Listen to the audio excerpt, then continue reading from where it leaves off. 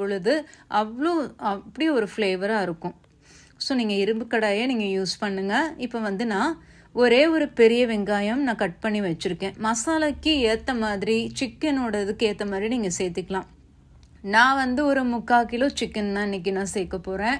இதுக்கு வந்து ஒரே ஒரு பெரிய வெங்காயம் சேர்க்குறேன். சிக்கனுக்கு ஏற்ற மாதிரி நீங்கள் 2 பெரிய வெங்காயம் இல்லைன்னா 3 பெரிய வெங்காயம் சேர்த்து தக்காளி 1ங்கிற அளவில் சேர்த்துக்கலாம். இந்த பார்த்தீங்கன்னா பவுடர் வந்து பார்த்திங்கன்னா இந்த மாதிரி அரைச்சி ரெடியாக வச்சுருக்கேன்.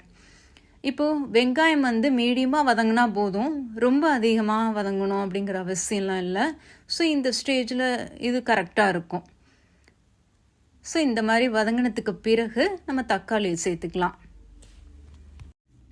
தக்காளி ஒரே ஒரு தக்காளி, பெரிய தக்காளி இந்த மாதிரி கட் பண்ணி வச்சுருக்கேன், அது இதில் சேர்த்துருக்கேன். வெங்காயம் தக்காளி எல்லாமே வந்து மீடியமாக வதங்கினா போதும். தக்காளி கொஞ்சம் மசிஞ்ச மாதிரி வதங்கணும், அவ்வளோதான். நம்ம இதுக்கு போட ஒரே ஒரு பவுடர் தான் எக்ஸ்ட்ரா, என்னென்னா மஞ்சள்